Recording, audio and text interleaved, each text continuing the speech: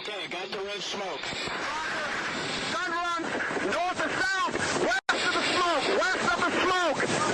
Okay, copy. West of the smoke. I'm looking at danger close now.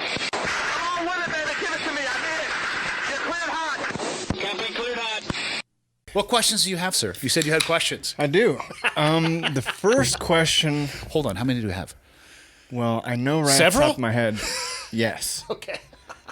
There's two. Okay. That I was thinking about, and I told myself this morning I can't walk out of here without asking you. So. Okay. The first one has to do with the other day I was listening to one of your Full Auto Fridays. Yep.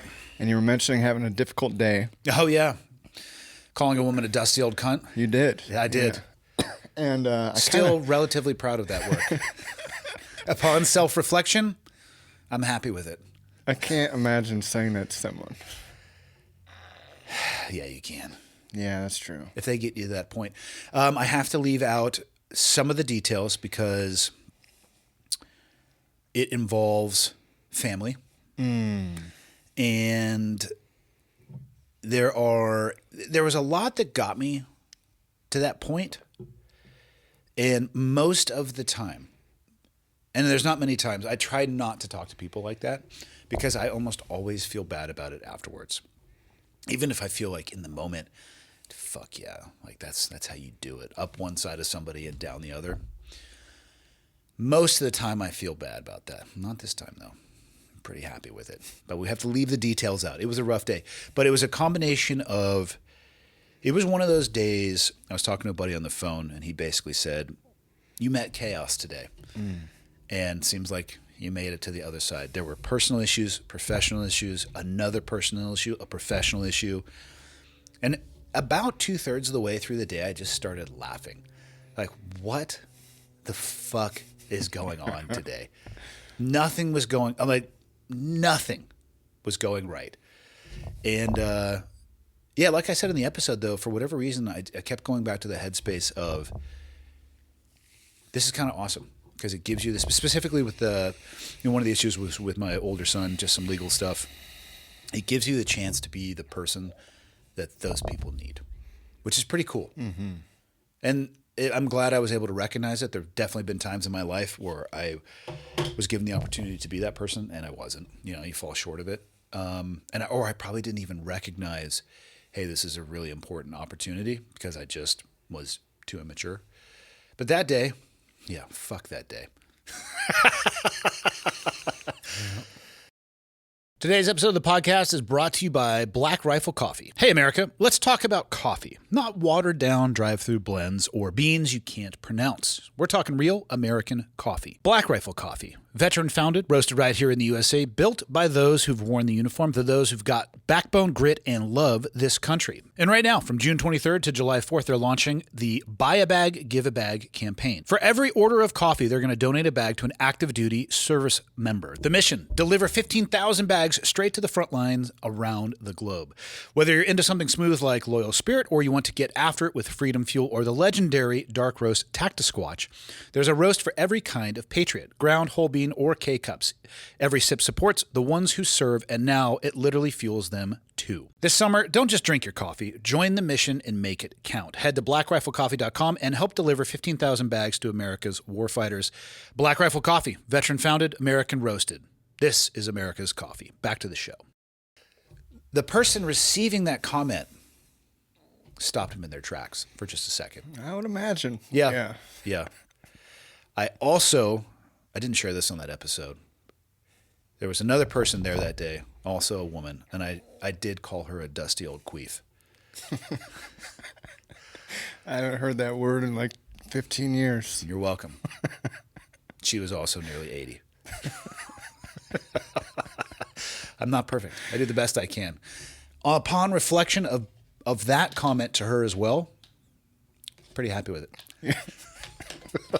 I'm glad you went there because what you just said had nothing to do with the question that I was going to ask. Okay, fire away. But it's nice to hear those things.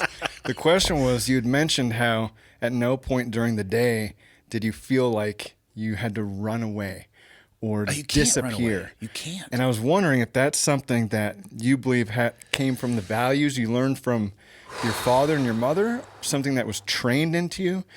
and how you've got to that point in your life, because I feel like so many people want to run away at times. I was just having this conversation with somebody at the coffee shop, and at 40, how old are you now? 40. Okay, so I'm 47. God, my perspective on life has shifted over the years, and I don't feel like I'm closer to 50 than I am, 45 or 40. You look it. Yeah, for sure. I mean, whatever. It's just Sure. ride it hard and put it away wet. You know what I mean? Skip the ironing. It doesn't matter. Just fucking put everything in the, what was it, Nate Bargatze, comedian, goes, I'll wash a suit and a rug. You know what I mean? Just like, I'm the same way with my life. I'm just throw it all in there. I don't care. Yeah. Put it on cold, put some detergent. I don't think, everybody wants to search for a happy life. And I want everybody to be happy. But I don't think that's the reality of life. I think it's more about constantly suffering through and working through discomfort. Some of it paper cut discomfort, some of it maybe hand caught in a paper shredder discomfort. Maybe, hopefully not that bad. But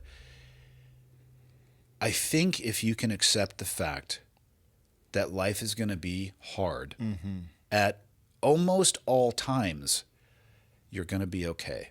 And that gets back to where did I arrive at that mentality, or that day.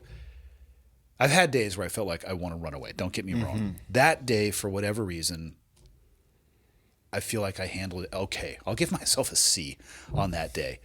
Not for the cunt and queef comment, but which would be a CQ. But yeah, I have to take those off the scorecard. That might actually drag me down to like a D on other people's scorecards. But for the rest of it, you know what I mean? For me, A+, of course, double plus, gold star. But stripping that aside, that day I did okay. The broad answer to your question is yes. It's all of those things. My parents absolutely set for me my moral compass. I remember watching my dad, and you're a father now. I am. How old are your kids? I have 4 now. You are insane. Yeah, well, we just had twins recently, or my wife did. So I have a 4-year-old, a 2-year-old, and 2 that are 3 months old. All in this little 680 square foot house. Fuck yeah. Which could be a nightmare or the best blessing you've ever had. So, my dad, it's amazing. Children are sponges. My dad was, of course, my first example of a man, right? And again, this is actually a conversation I was having today as well. Not all men are awesome. And there are plenty of men who start off not being awesome and they find their way. Because I do believe that people can change and they can make choices. But the question I asked this person was, is the father of your child, would they be proud if their son grew up in their example? That's a fucking tough question. What would he say? What would this person say if I asked him, do you want your son to grow up like you? If that doesn't put you back on your heels a little bit to think, and this will tie into your kids, they're not at the age yet. Because they're young, right? Their processing ability. But I remember my dad, and I worked with him a lot on construction sites, and I saw him quite a few times in social interactions. But I never saw him step down from doing the right thing. I saw him get in the middle of confrontations. I saw him squarely telling people to just get fucked right into the sunset, who deserved it. I saw him stepping up to do the right thing. And I'm sure my father would tell you that always hasn't been the case for him in his life. But those were examples that I saw super early on. And then, my mother had great examples as well too. Like for her, open, honest communication was essential, right? That she had, I learned a lot of things about, there's IQ and then there's EQ, the emotional quotient, and how she was able to connect with people and how she talked. And God, she possessed a level of empathy that I don't think I'm just possible of. So great lessons to learn from both. Then went into the military, and man, if there's one thing that the SEAL community rewards, and again, it's not a perfect community and not everybody lives up to this, but in my sense of trying to make it, let's romanticize it and try to portray to people that it's a perfect world, which it's not. It's about standing up for what is right. And it's about standing up for people who can't stand up for themselves. And it's about finding bullies and fucking smashing them. So it's kind of been, you know what I mean? It's kind of been reinforced. And nowhere in that was I ever shown an example of what you need to do when things get hard is turn around and run away. Because problems chase you. And I have experimented with this in every version of my life. I've gotten on bicycles and tried to run away from my problems. Skateboards, airplanes, scooters. Let's go across the country. Fuck me. They're here waiting. You know what I mean? Like they're they're there waiting for you. So you can run away from your problems and you can be the best long distance runner on earth. They're going to come find you. So why run? You know, I'd rather be destroyed as a person fighting as hard as I can and have all the bullet holes on the front of my body than all of the entry holes on my back, you know? But yeah, there's a lot of pain associated with that. There's frustration associated with it. There's uncomfortableness associated with that. And I just think that that's okay. I think that's the way it's supposed to be. And that's not fun. Put that shit in a fortune cookie. Life sucks. No, we'll shorten it up. The abridged version, strap in, cocksucker, like that. Yeah. So, but I mean, it's 47 years. I can't really say 47 years of experience because, I mean, I was shitting in my pants for the first few years of my life. Yeah, probably 10 years or 12. I mean, I was 15 when I stopped. I've had incidents in my adult life. So some of them were like food poisoning related. You just have a little bit more trust than you should. Yeah, I had that happen in India. That's one place I haven't been. How'd you find your way to India? I wanted to go to Sri Lanka. Okay. This girlfriend I was with at the time wanted to go to Nepal. God damn it. So we started right in the middle. Women will be the end of us all. Yeah, we didn't work out, unfortunately. Or fortunately. Yeah, you never know. Yeah. But so we ended up just flying into India, and I spent maybe 4.5 months traveling around different parts of India. It was when I was 25 or so. I was really seeking that peace of some sort after the military. And I can't say I found a lot of peace there in the wild, frantic country of India. But when I got up north into the Himachal Pradesh, Dharamsala, the mountains, the Himalayas. We're starting talking about like the postcard picture topography. Totally, man. Yeah, where the Dalai Lama lives and all the Tibetan refugees are up there. That's when I really started finding some kind of inner peace. And so...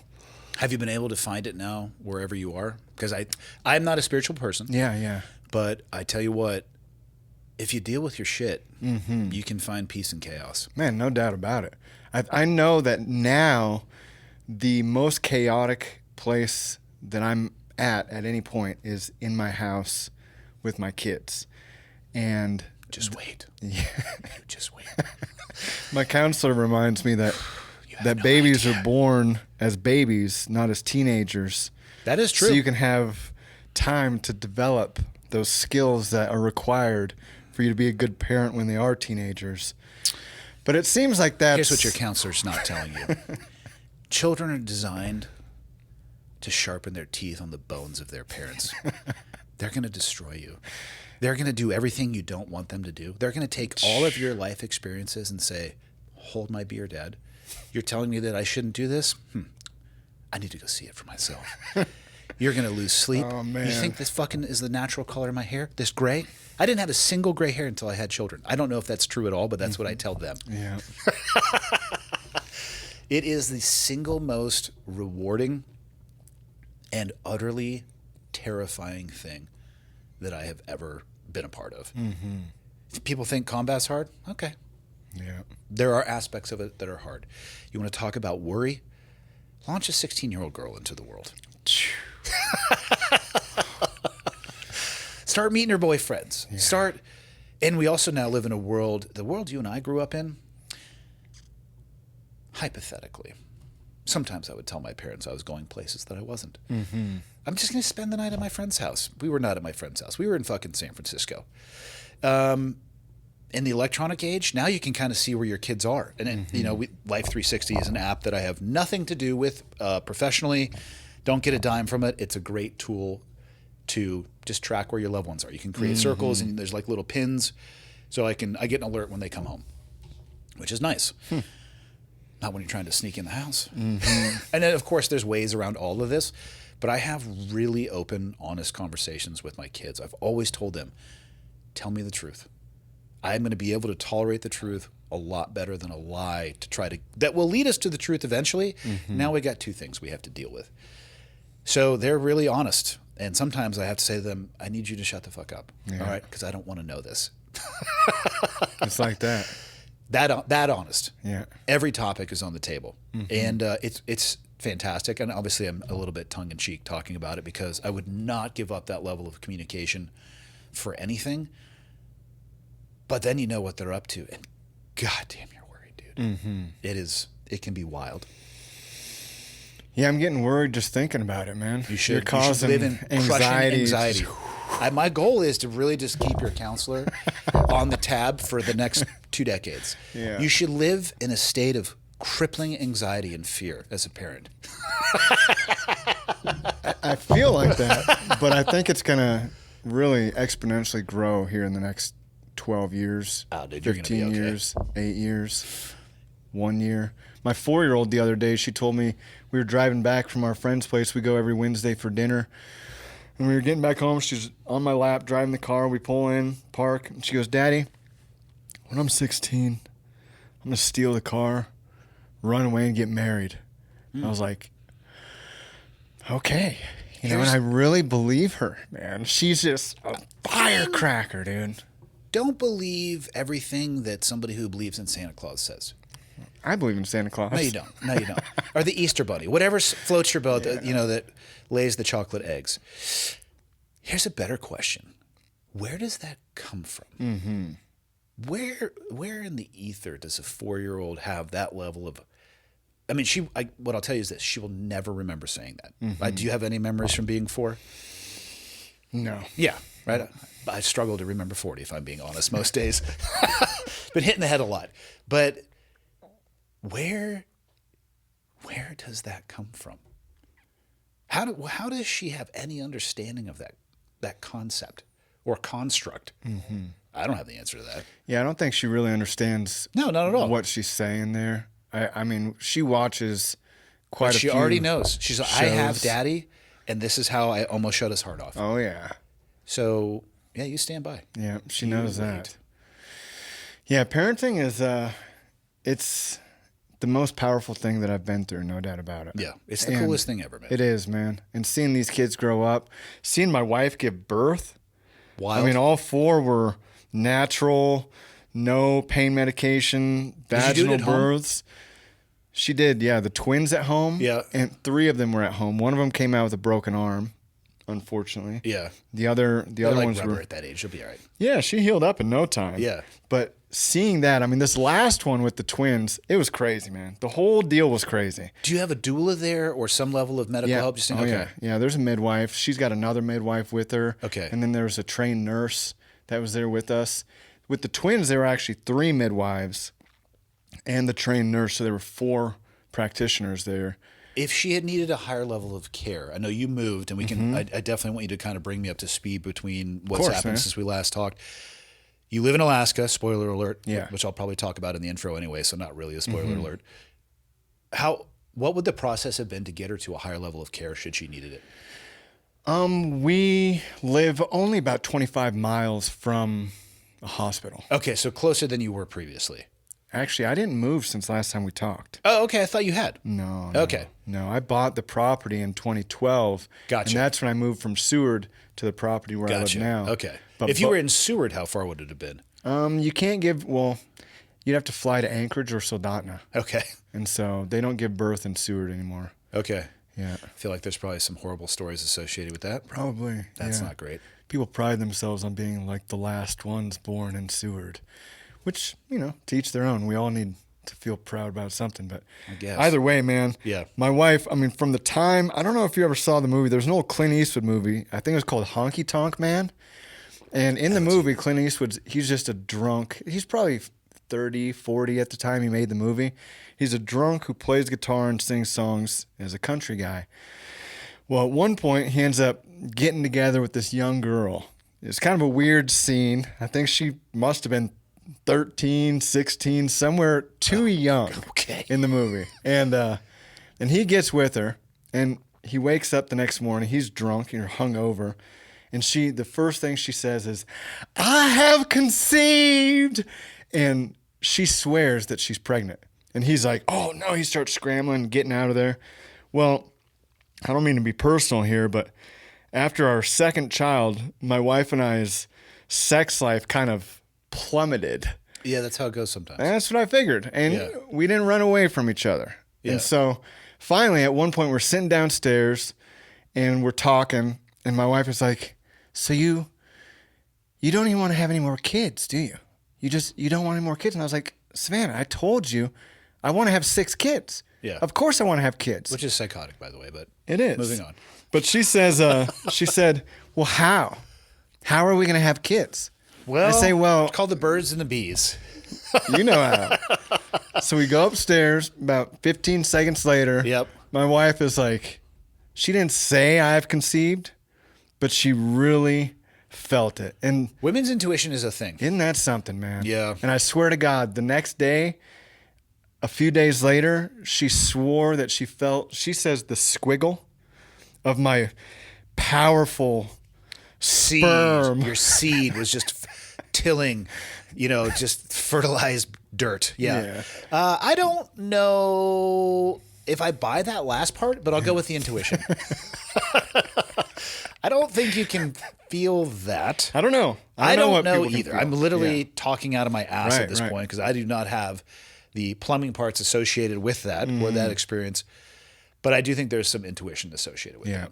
All right. And either way, she swore that she was having twins. She just knew it. Really? And then she started obsessively watching all of these videos about twins. So she willed it in. I don't know exactly, but maybe. We went to a midwife appointment. I don't remember how many weeks in, 8 weeks, 6 weeks, whatever. Sounds about right. She told the midwife, "I really think I'm having twins." She was showing bigger than normal. Yeah. And the midwife's like, I highly doubt that. And besides, if you are, we might have to get another level of care because this midwife had never given birth to twins before. And there was only one on the peninsula who had. And so she didn't think it was possible that she was having twins and that she knew she was having twins. My wife told other people, close friends, we don't talk to a lot of people. We live kind of in the middle of nowhere, but that she thought she was having twins. Again, everybody's like, no, there's no way. She just kept meditating on it, thinking about it, watching these videos about it. I mean, just obsessing over the twins. We went to I forget what you call the person, ultrasound technician appointment. And the man there, he's like, "Is there anything, any concerns, anything you want to talk to us about?" And Savannah says, "Well, the only thing is I really think I'm having twins." And the guy laughs. He's like, "Well, I hope not for your sake, because everything will change. It'll be much more difficult. And I highly doubt you're having twins." Okay. We go into the technician's office. He gels up that little wand. Yep. Puts it on her belly. And right then he says, "You're having twins." And there were 2 babies in there. And from that point on, the carrying of those babies for her, what she went through, oh my God. I mean, you and I can sit here and be like, "Oh, parenthood, it's so hard," or combat and all this stuff. Oh my God. If I had to deal with what my wife went through for 9 months times 3, I probably would have ran away. But you can't. She couldn't run away. I think it's fair to say that if men were responsible for carrying and bearing children, the human species would have ended a long time ago. I agree. Thousands of years ago. Yeah. We would not be sitting here today. Like, nope, we're not doing that. Yeah. Yeah, it's they are an amazing expression of our species. Mm-hmm. They're tougher than men. So tough, dude. Yeah, they're tougher than men for sure. Now, you think you're still going to have 2 more? I really don't know, man. I mean, the rate we're going, it might be a few years, but... Man.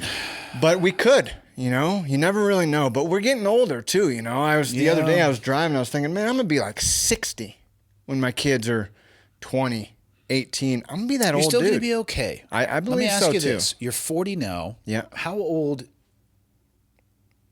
inside in your head do you think you are? How do you feel? Oh man, I feel better today than I did in any of my 20s. Yeah. My teens. Same. Healthier, clear-headed. Yes. I mean, I don't feel 40. Yesterday I was talking with this dude. Yeah, my dad's 78. I asked him the same question. He goes, 25. Yeah. It's a number, man. My dad's still active, out there kicking around. Yeah. You know, you'll be okay. I think so too, man. There was a shift. There was a lexicon shift about activity and exercise and staying active that occurred somewhere after, right around my parents' generation.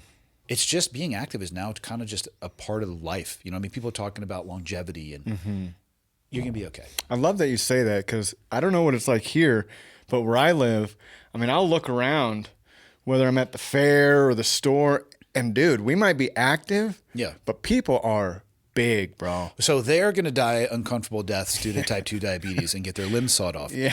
I'm not talking about those people. Right. That is, and there are some people who 100% have endocrine system issues where it's a real struggle. Most of that is called hand-to-mouth disease, though. An inability to control. I mean, we live in a society in our first world of absolute excess. We throw away more food than most people on planet Earth get access to every day. And then we complain about it on our $1,000 cell phones. You know? I do. I know. Me too sometimes. Yeah. Then I look at myself in the mirror. I'm like, you're a real piece of shit. You proud of yourself? And like, just take it easy on yourself. On some days, I'm like, yeah, today I am proud of myself. That fucking cunt. Yeah. But those people are going to struggle. You're not one of those people, though. Yeah, I sure hope not. You know, you're not. You're sitting here. Well, right now I'm not. Yeah, but right now I'm very healthy. Think about very the cliff active. you'd have to go off to become that person. I feel that, but I also know, and I'm not here to debate, but I saw a dude the other day when I was loading the plane. And, you know, he's sitting in the wheelchair, and he was probably, I don't know, 60s, but he had, I think it was multiple sclerosis. Yeah. You know, he had no muscles in his hands, his arms. He was so frail. Yeah. And I was thinking, these types of things come up, man. I mean, sometimes. Right. And I'm not going to will them on myself like my wife may have willed the twin pregnancy. Yes. But I'm also aware that something might happen. Remember, though, all degenerative diseases, and for full disclosure, I'm not a doctor. So everything I'm saying is my opinion, not medical fact, because I'm still working on my MD. All the degenerative diseases, they start eating away from whenever they kick in, right? So do you want to start that kicking in when you're already well down towards being a human sloth or as capable and as healthy as possible?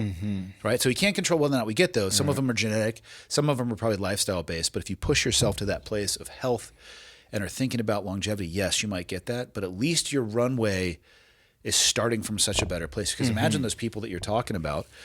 I call them candle wax people because they look like they've melted. Pretty fucking accurate when you think about it. Imagine starting a degenerative disease from that position versus somebody like yourself. Plus, you want to talk about being a parent, your kids aren't going to end up looking like candle wax people. Or there's a chance they could, of course. I hate absolutes. Much less likely if you don't set that example for them. One of the things that breaks my heart is seeing morbidly obese children. I know, man. They don't have really a hand in it. And you can oftentimes see, I can't think of an example, although I'm sure one exists, of two very health conscious people that have a morbidly obese child. I haven't really seen that. But you see the opposite quite often. And I'm not trying to be an asshole, and I know that the struggle is real for some people, but does that mean you should pass that on to your child? I mean, I think the stats show, I want to say 60% of Americans are considered obese. It would be more than that. The government keeps moving the scale as to what the number is to be considered obese. I guess in the hopes of not hurting people's feelings, you know, because that's important. Yeah. Fucking dusty old queefs. Do you think they're running away, you know, from That's a perfect example of what running away looks like. Exactly, Instead of facing this, and maybe you're going to have to fight like your life depends on it to not go past this threshold of what this number is, let's just move the number. That's actually a perfect example of running away. I can't think of a single thing in my life that I have run away from that didn't meet me somewhere else. And more often than not, it met me when I didn't want it to. It was even less optimal than if I had turned and faced it. Yeah. You know? So I got the other question for you. Fire away. Because before we start going all over the place, I'm an open book, sir. I forget. The second question, perhaps you've answered it in one of your podcasts that I didn't hear, but I just want to hear it face to face.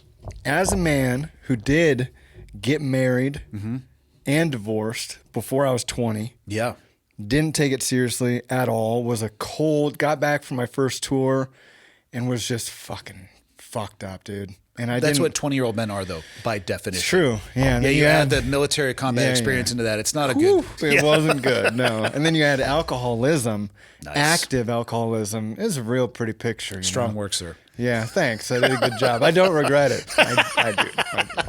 But either way, I kicked her to the curb, man, and didn't want to try nothing. And now I'm married again. I'm married. I've been married for 5 years, and I want this marriage to last for the rest of my life. Now, as someone who also has been divorced with a long marriage behind you, 19 years, if I remember correctly. 1 month shy of 20 years. Yeah. What are the things, other than the obvious, like you're more emotionally available, intelligent, present, because you're not... I don't know if I can answer any of those questions. I leave those to other people. I appreciate where you're going, but I'm not going to sit here and say I'm any of those things. Yeah. But you're also present. Maybe not mentally, but you're not on deployments all the time. What are some things that you're doing differently to ensure, to the best of your ability, that this marriage will last and that you guys will thrive together? Biggest piece of advice is don't let things fester. Don't leave things unsaid. Nothing gets better with time. It really doesn't. Relationships can get better with time if you put the work in, but I am trying as I get older to see things more through other people's eyes. And I'm not perfect at this by any stretch. This is a daily practice for me. Whether it is somebody who clearly isn't paying attention, is driving like an idiot and cuts you off, right? And your initial reaction is you want to fill in the blank, describe them colorfully because you can see that they're on their phone. It's like, okay, they're probably not on their phone for a reason that's worthwhile, but maybe they're also having the worst day of their life and they are rapidly trying to navigate to somebody that they're trying to help, right? And I can talk myself off the ledge that way. When I was younger, I would just honk and scream at them and just be as much of an asshole as they are. So trying to see things through other people's eyes, and I can apply that to the lens of a relationship too. Human beings have immense skills and attributes, but I am not aware of any human, even though there are some people that will charge you money for this, that can actually read somebody else's mind. Right? I think we can all agree that the tarot card reading and the crystals, sorry, Greg Anderson, are total bullshit. He's like probably sitting on one right now in exactly the way that you're imagining it. And holding two others, just downhill skiing on a set of crystals. But that's just where my mind goes. I can't help it. I can't read anybody else's mind. And one of the biggest things that helps me is when people, or specifically my wife, since we're talking about a marriage, says, hey, this is how I'm feeling and this is why. And sometimes I'm directly associated with the how she's feeling and the why. I would never in a million years try to intentionally do something that made my wife's day, hour, minute, second of her life worse. If she asked me for feedback on something and I knew that she may not appreciate the feedback, but it would help her, I would give her that. That's, you know what I mean? That's just me being honest as a partner. But I would never try to undermine my wife. I would never try to intentionally be mean to my wife. But I don't live inside of the brain of my wife, and she doesn't live inside of mine either, right? And so by trying to think about that in those terms of I can't read somebody else's brain and how much I value when they can sit down and just actually have a direct conversation with me about this is what's going on, this is how I feel, you may have done this or said this and this is how it made me feel. Instead of like the initial reaction when I had when I was younger is I'm going to jump, right? Like got to go to DEFCON 5, got to go on alert. It's take a breath, try to see that through somebody else's eyes and then learn from that. And that has helped tremendously. And then just, if I'm frustrated about something, whatever it is, this expectation that any other human being has this attuned radar They might know you're frustrated, but how the fuck are they going to know what you're frustrated about unless you communicate with them? So communication, I mean, early and dealing with issues before they fester. It's like cancer, man. You got to attack it at its first sign, not 10 years down the road when you're so symptomatic that you can barely function. That's probably the biggest thing. Well, those are huge deals, man. They're not easy. And it's not, I mean, you say you'll never be mean Yep. to your wife. I won't, because I'm perfect. I don't know if she knows this, but she kind of won the lottery. Not a big deal. Thank God she's not in here. I'd be fucking tackled over this table. That's hard to do when you feel like you've been attacked or you're called out for something and you're feeling insecure or vulnerable. Remember, those are choices, though. No those doubt are about optional. it. No doubt. Yep. Was I attacked or do I feel attacked? Yep, exactly right. Hard questions to answer objectively if you allow your emotions to override that thought process. Yep. Yeah, it's not easy. And how have you gotten to this point, being an emotional doctorate? Counseling? I know you mentioned counseling. I've gone through an immense amount of counseling. Yeah, me at different too. times in my life. Counseling, man. I do too. I'm not going to say that I love it. I really do. I love the end result because what I'm looking for still to this day is the counselor that does all the work. I just want to talk, and they really need to work on what I say. Give me the solutions because that's not what it's like, as you know. You go, and they fuck you up. And if you think a counselor's going to do any of the work, well, they do a little bit. I mean, they're a part of it, but it's all on you. And you leave with homework, and that homework could take years, and you have to work through your shit. So counseling has helped for sure. I just try to be honest about my experiences. I have no illusions that I am perfect. I probably have made more mistakes than the average person, and I probably have repeated mistakes that I shouldn't more than not. And I just, instead of sweeping that under the rug, I guess it's more of a desire to try to figure out maybe the why and help people do something with it. I'm not qualified to answer the questions I do on Friday. I'm qualified to give my opinion, you know, and I try to preface that specifically on technical stuff. Like there's a few things that I may have at one point in my life gotten near an expert level at. Like if people ask me a skydiving question, I can give you likely a very detailed and nuanced technical answer. However, I am no longer a skydiving professional, so things might have changed. But beyond that stuff, like a really narrow bandwidth of things that I actually spend a lot of time in, all I can give people is my opinion. And I just try to be honest about where I've fallen short. I think in the hopes that it will give people the space to realize they can do the same thing. Because for a long time in my life, I don't think I was able to acknowledge the fact that I had fallen short as much as I had. That's not a good way to live, you know? Oh, no doubt. Yeah. Now, as someone who's been through some things, combat-wise, I'm imagining, I mean, I've never heard you bragging about war stories or whatever, but... Mostly just watched it on TV. Yeah. But I wonder, do you sometimes go to spaces emotionally that you don't even know why? You can't understand. I love how you think I'm like completely in tune with my emotions and I'm like keeping a pulse on it. Oh, I don't think I'm like a meteorite hurling through space, dude. I don't know what the fuck's going on. Okay. Man, the combat stuff, I don't know what larger impact that has had on my life. It's a unique experience. It has gravity and weight to the choices and actions that you may or may not have to make or do because everybody's experience is different. Everybody tolerates it different as well. Some people, it unwinds them and destroys them. Some people, it unwinds them and partially destroys them, but they can grow back to be like the best version of themselves and everything in between. Those experiences, though, honestly, I kind of just, not like put them in a box and lock them away. I just try to remember that they really only apply to a super narrow set of criteria. You know what I mean? Like, they don't have broad and complete applicability to really anything else. So I try. I mean, I'm thankful for the experiences I had, and I don't talk about the combat stuff much if ever because I just don't care. You know, I don't think it's a good measuring stick for anybody really. And it was what it was, and I hope that I did a good job. I leave that up to the people that I work with to have that answer. But I think you also have to just recognize it is what it is. You know, it's not the end all be all. Just because you were a soldier and might have done a good job overseas, does that mean you're going to be good at business or in relationships? Or does it mean you're qualified for political office? It's like, I have hard questions for all of those. Yeah. So. Yeah, the other day I was sitting with my daughter. She was falling asleep. I hold her hand. This is the one that's going to steal the car and run off. Yes, Okay. my 4-year-old Primrose.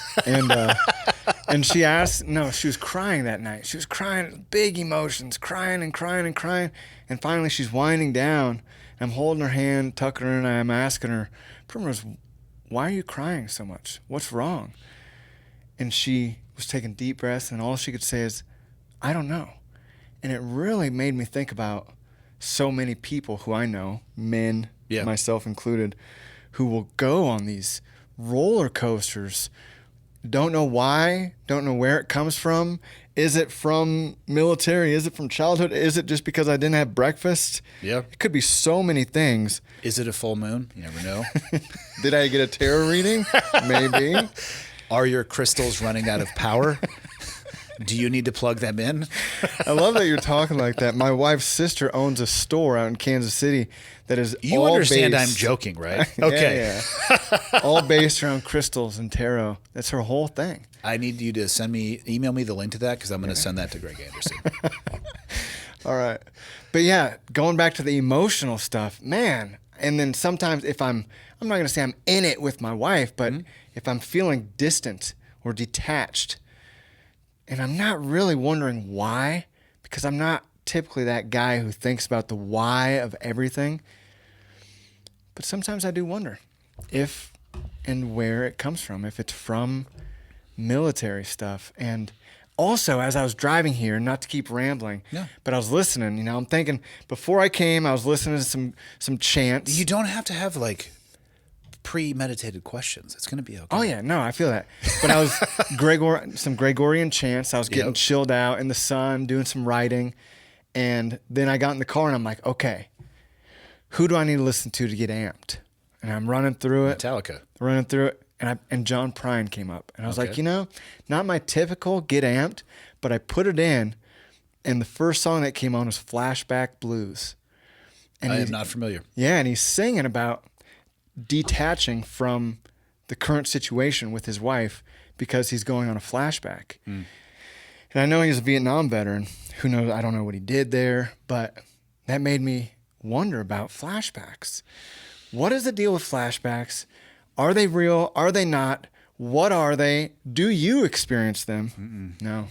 I think this is one where portrayal in movies and TV might have gotten a little bit out of control because for a long time, having never experienced one, and I'm not saying that they're not real. Right. I have never experienced one. Do I often think about things in the past? Sure, but I'm not detached from the present, and I don't feel like I'm teleported or transported. And those are just words that I'm using. I've heard other people say. Yeah.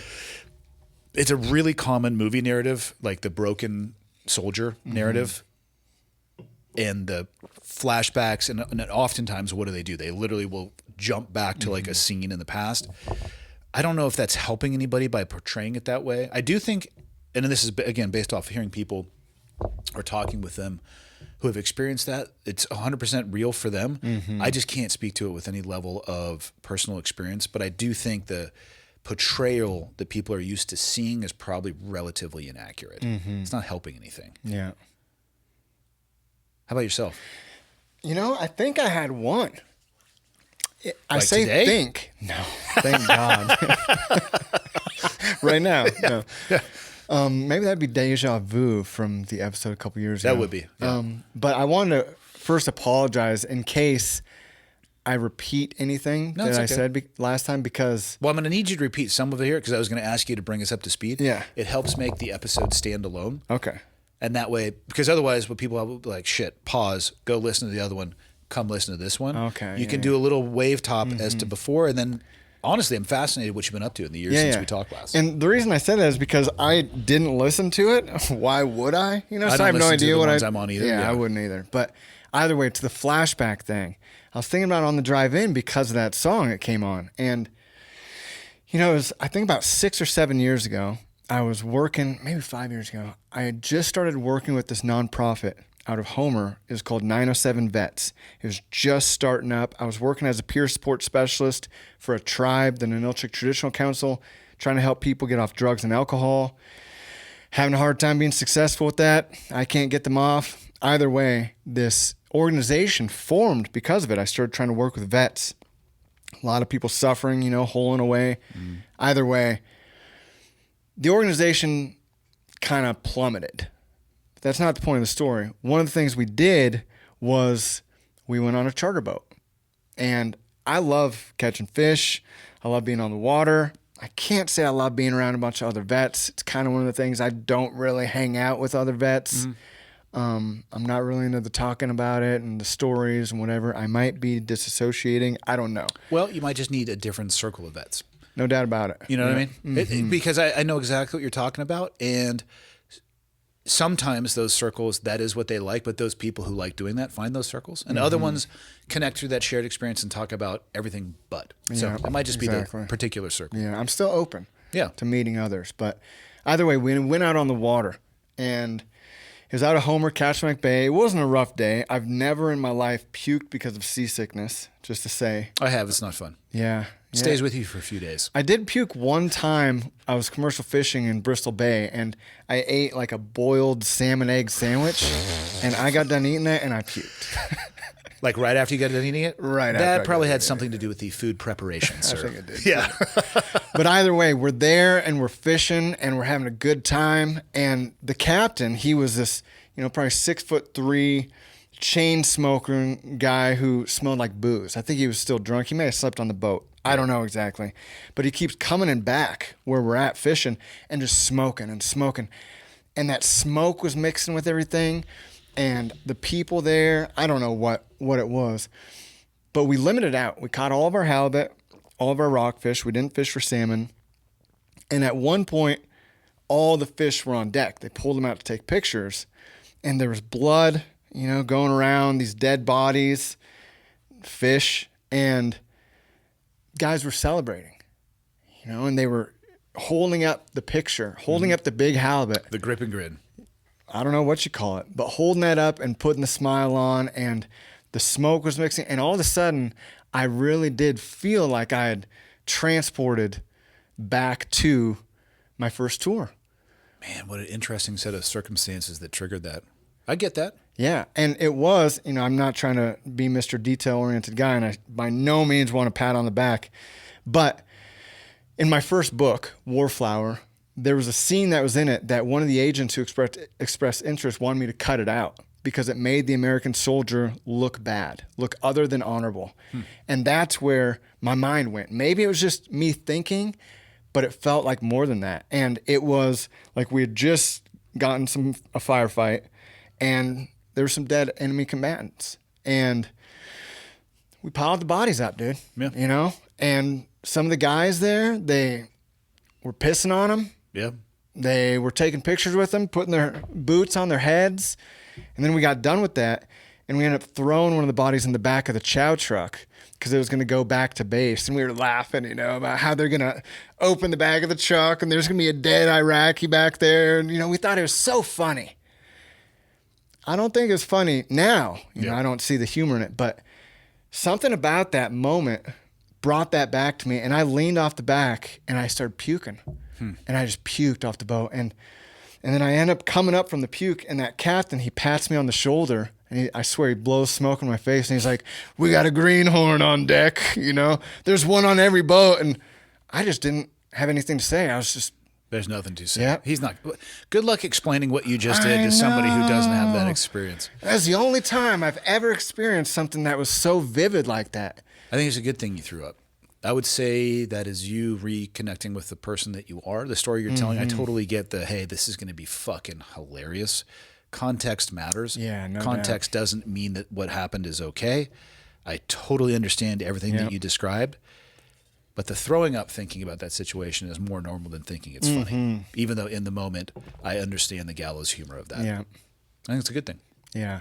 I am not a psychiatrist or psychologist, though. Again, for full disclosure. Yeah. So, Dude, what have you been up to the last few years? Last few years, man. So because your book came out, you were the first one came out a couple years ago. Yeah, or forging your path on your own. Yep, no doubt about it. Yeah. And then, I'm a writer, dude. That's what I do. I love writing. And I was writing the next one. I'd written the first draft years before. And then I decided after the first one came out to focus on finishing it. I put that one together. It was fun, but also difficult work. Put that one out there in December. We've been working the land. We got 20 acres up there, only about an acre and a half. I just fenced in. I put a fence around 2.75 acres. And so we're just growing the garden larger, growing the family, building onto the house, working, doing some substitute teaching, make a little bit of money. What's your favorite subject? PE, dude, hands down, man. That's what my dad taught. Come on. My dad taught PE. I was not alive at this time, but I feel like I need to apologize to the students because I can only imagine the shortness of the inseam of the shorts he was wearing with probably athletic tape jammed in the sides. We're talking acres of upper thigh. Yeah. That he looks like it's a Yeti. Just he got the hair gene for sure. He got your hair gene, my hair gene, and like several other people's. He was such a dumbass. He was going to trim his beard with a clipper. Did not check to see that the garb was the correct length. He was like, Bert. So I see him the other day, full walrus mustache, which was the length of his beard. I think it's been 2 days. He has a better beard than most people would have in 2 months. And he was probably wearing 4 square inches of fabric as a PE teacher. Knee-high socks, for sure, low tops. I apologize to anybody who saw that. It may have traumatized some people. It's kept some therapists turning the lights on and off. But I guess in that era, that was kind of normal. And Yep, you know what's exactly even scarier? right, You know what's scarier than that? Short shorts for men are coming back. And I am not a fan. I haven't really seen them, but I guess where I live, not many people wear shorts. Yeah, you live in the middle of fucking nowhere. Yep. That's the technical description of where you live. Yeah. In suburbia, we're starting to see a little competition for who can go shorter. And You got a pair? No. I was forced to wear a pair. UDT shorts is what we went through training with. Maybe an inch and a half inseam. A lot of bubble gum hanging out. You know what I mean? Ugh. Disgusting. Yeah, it really was. And I actually think to this day, it was just a cruel joke. Somebody was forced to wear one at some point in time. And they said, what's the best thing to do with generational trauma? Pass it on. That's right. I think they did it successfully. Yeah. Yeah, So, I always wondered why it is. I mean, this is part of why I never wrestled in school. the singlets? Why these boys are forced to wear these little singlets? The singlets is actually functional. You could and that's because, I was doing jiu-jitsu when you and I first met. The singlets, I understand from a functional perspective. From a fashion perspective, as a young man, I would not have had the confidence to be able to wear that. It actually would have stopped me from doing that. It's because of the nature of grappling. They don't want to have much for fingers to get a hold of. Not that you can use the singlet, but dude, it's just violent. I guess they get out there full like Spartan style with like a Speedo and olive oil, but also, who wants to see that? Probably a lot of I know. weird. As that came out of my mouth, I was people, thinking man. a lot of people. Oh yeah. I don't know. Maybe the cheerleading squad would like to see it. They can go give some. Dude, that's the thing for me when we're talking about anxiety. Holy cow, man! Yeah. With the kids growing up and the screens, and I'm not trying to sound Mr. Old-fashioned conservative, but You'll be okay. yeah, there's a lot of people who want to see that type of stuff. Think about our parents. My dad was alive before electricity was created. At least that's what I tell him. No, okay. I was gonna say no way. Well, What year was that? I think he was born in 1842, but he's like the early 1900s, before anybody even kept track of time. I have had a lot of these conversations with him. He doesn't recognize the world that we're in now, but I bet his parents didn't either. And legitimately 3 to 4 generations ago, there were no cars, man. The Wright brothers was not that long ago. It really wasn't. And now we're flying all over the place, let alone doing tourist flights into fucking lower Earth orbit. Sorry, Katy Perry, you're not a fucking astronaut. But whatever. I'm also not an expert in aeronautics. But you're going to be okay. The world we came into, I remember the first time I got on the internet. It was a senior in high school. I was taking a computer class. My kids don't remember a world without the internet. they're going to be okay. And you are too. Yeah. I think this is the classic story of every generation. Things are changing so rapidly. No doubt, man. Where it's going to destroy everything. It might destroy everything the way that it used to be, but who's to say it's not going to grow into something better than what we could have even possibly imagined? Yeah. Yeah. I try to have that mentality when, let's say, I'm on the airplane or I'm in the airport and I look around and everybody is on their device. I'm a reader, dude. I brought 2 books with me. How I'm do you reading. know they're not reading? I don't. Super And judgy. that's one of the things that I'm telling myself. Like, okay, they could be reading, and it might be good that these youngsters They're not reading. Just have so you know. no ability to be bored or to sit in silence without doing something. They've always, not they, I hate to generalize, but I know what many you're of saying. them. And I tell myself, okay, well, they're going to be inventing things that Hopefully. change the world and make it a better place and create awesome entertainment for people to enjoy their lives even more. But that judgy side of me is like, dude, why is that all you do? Because it's designed to be addictive. Mm-hmm. There is, I think Rogan posted about this. It was, I want to say, I'm almost over the top of my skis just by talking about this, but it was a series of photos because I believe it's a photographer. So what he does is he takes pictures of social scenes like that, but then he goes in and he photoshops the device out of their hands. And it's crazy. Everybody's head, it just makes it look really awkward. I bet. Their heads are down. I do that sometimes. People watch. And it's just interesting. It's like your head is a little bit lower. The devices are designed to be addictive, man. They're trying to monopolize and sell your attention. Dude, we're going to have a whole bunch of buffalo back folks. Just that big hump back We're going to work there. for robots within several years anyway, so whatever. Gosh, I don't know how the robots are going to take my work in the dirt jobs. Other than on you're the going to larger do that scale. work for them, and you'll get your daily water ration that they're going to pay you in, so they don't rip you from limb to limb. Yeah. What was the second book about? It was. Oh, hold on. How did Warflower do? How was your experience after the podcast? Because we stayed in contact a little bit over email. It was great, man. Yeah, I'm not going to say I'm like on the level with Jack Ryan or something, but You mean Jack Carr? yes, Jack Ryan is a TV. Funny you say that. I was just getting into the Amazon Prime series. Jack Ryan. He's the really? Tom Clancy That's right. protagonist. Yeah, so the book did good. It's doing good. It's reaching people who are being touched by it. Which, Self-published, right? yes, Yep. both of them are. Yep. So the first one, I think I'm not going to say it like made me hit the scene running because as a self-published author, I definitely don't feel a level of respect from the literary community, whether it's in Alaska or outside of it. Like these opportunities aren't presenting themselves to me about like, oh, come to this conference or teach this class. Or Would you want to go to the conference? no doubt, man. I wouldn't be substitute teaching if I could make money doing other things that involve writing and talking about writing. Just be careful getting any sense of self-worth from others. No doubt about it. But like I got to make some money. Yeah. To feed my kids, to maybe, I've got like, I just reached $5,000 in my retirement account. All right. I'm stoked. I'm on my way. Have you considered selling pictures of your feet? Not yet. Okay. But I might go there. Let's think outside the box. Dirty Alaskan feet might trend somewhere on a website that we're not going to go navigate to because we don't want the FBI coming to where we are. That's true, yeah. Think outside the box. I'm not going to go there, man. You shouldn't. I can't, It'll influence my kids to post weird things on the internet. It might. Either way, the book did good.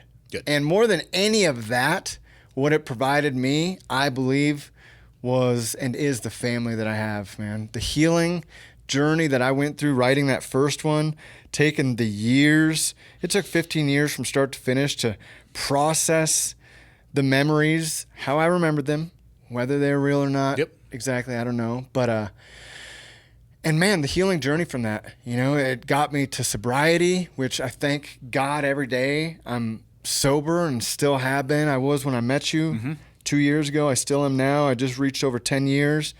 And as a vet and as a human, someone who doesn't use tobacco, doesn't use pharmaceuticals, doesn't use alcohol, it's pretty rare. Yeah. So I feel really good, not trying to boast myself up here. You should. About all that. All of those things are very impressive. Yeah, and I feel like I know that my number one therapy has been writing. And I've heard and read so many writers who say, like, don't turn your books into your therapy.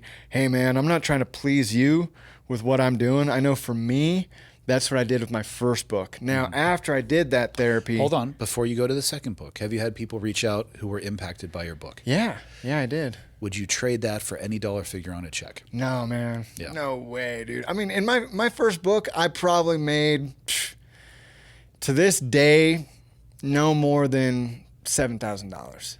And I know, exactly. But I've had that dozens. by impact on people's life. Dude, I've had dozens of people. I'm not talking hundreds, but dozens write me letters, approach me, whether it was on social media, which I don't have anymore, thank God. But thank myself for making that decision to delete them. But either way, man, those people, a lot of them were veterans or veterans' families, family members who then shared the book with the veteran, and the veteran started opening up to their families about things. And, you know, that is way more powerful than any money, any, what do they call it, literary event or president of the don't discount the organization. number either, because let's say it's dozens. Those people are all force multipliers. They are a part of somebody's family. Yep. They are a part of a social group. It is impossible for you to understand the downstream, potentially cascading effects that those people could have. Yeah. So just because you saw that number, dude, it's like a pebble in a pond, right? Yeah, exactly. It just goes on forever. Yeah. Not that I don't know if a ripple goes on forever in a pond, but in this metaphor, it does. It might stop. It's hard to say. I mean, it depends on the size of the pond, I think. But maybe a big lake or the ocean. Yeah, man. That is everything you described are things you should be immensely proud of. Mm-hmm. Yeah, I feel real good about it, man. You should. And with that, not going to say more than anything, but it's kind of like me coming here. You know, it's hard for me to justify, in my mind, flying down here, leaving my 4 kids and wife with the generator and the chicken chores, and we're just planting right now and all these things, and it costs money. I mean, we're not like plum. I feel very wealthy, no doubt about it, but... Well, wealth and money are not related. Exactly. Just for clarity. Yeah. But my wife had to remind me that the books I wrote, the ones that are currently out, I'm working on another one now, of course, but they are about me. They're my stories. They're my healing journeys and my experiences. And they're both written about me finding my path in life. Now, I have to do things like this, not for the reader, for the listener, for my wife and family, but I need to do them for me because I'm still healing and still growing and trying to be a better person every day. And so, you know, having that support and the justification to spend the money to come down. And now I've been here a couple of days. Dude, this place is amazing. It's been like the best experience I could have right now. And it's going to make me that much better of a dad when I get home, because I was starting to get kind of crazy with the sounds all the time. And like, I'm just running away to work, you know, in the field. I'm working, because in the house, I can't control my babies, dude. I can't control my 4-year-old. And I'm getting all, you know, so either way, that book, Warflower, I pray and I swear it has provided me so much more than monetary or notoriety or popularity, although I am strikingly handsome, but I don't think that's from the book. I think not connected, for sure. So yeah, it's been awesome, an awesome journey, man. And there's one bookstore back home that this lady, I mean, I heard her on the radio, and she said that there were 2 of her favorite books in the world she ever read. And this is a big reader. One was Catcher in the Rye. A traditional classic. Yeah. And the next one was my book, Warflower. That's amazing. And I couldn't believe it. Now, the same lady who I really respect as a reader, she read my second book. And when I asked her, I could tell I went to visit her at her bookstore, and I could tell she was trying to kind of get me out the door a little bit. And I knew she had read the book. And finally, I had whether it's courage, naivety, whatever it is, to ask, how'd the second one hit you? How'd it sit with you? And her face turned red. She was like, it didn't do what Warflower did for me. And that's good feedback, though. That's honest feedback. You exactly. Want that. And that's what made me feel so good about it, because I knew that the first one, when she had told me those things, it was honest. She wasn't just tooting my horn. She didn't have a crush on me. None of that stuff. It was that she really felt that about the first book. And the second book, I mean, just like any book, it's not going to be for everybody. So what's it about? So I have a theory. Okay, let me stop there. But it's broken 4 parts. The first part is about my mother dying and her getting cancer, me going to visit her in her apartment in Seward, and she's living with a boyfriend at the time. I think, if you remember correctly, my mother was married to a guy who was in prison. Yes. One of the odder stories I've ever heard. Yeah. Worth going back to that episode just for that, people. And so they were married for 13 years.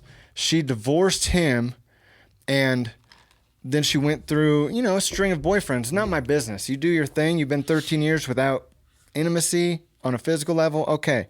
So at this point, though, she was dating this dude. I hate to sound racist. I'm not in many ways, but, another big black dude. Yep. And he's living on her couch. He's not working.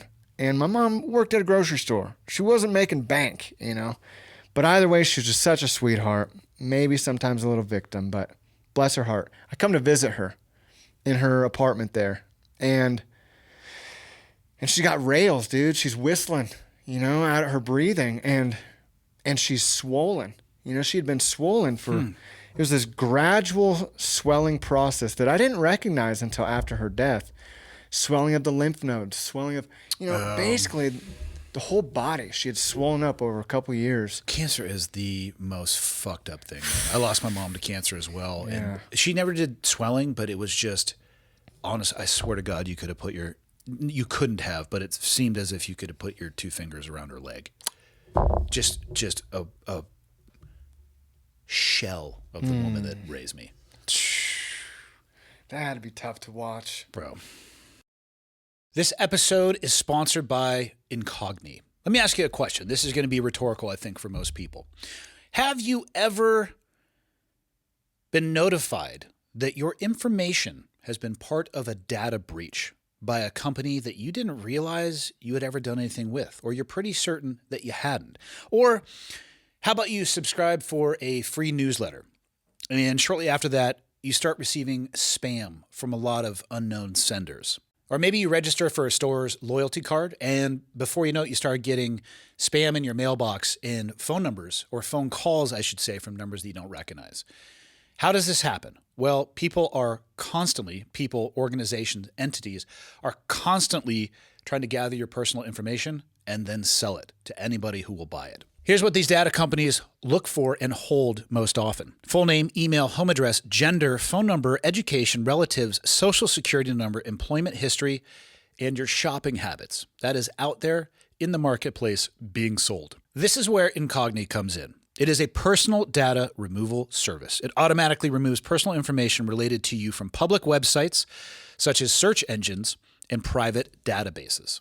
Like I mentioned, thousands of companies are collecting, aggregating, and trading your personal data without you knowing anything about it. You have the right to request data brokers to delete what information that they have about you and protect your privacy. The bad news is it would take you years to do this manually. Incogni can do the messy work for you automatically.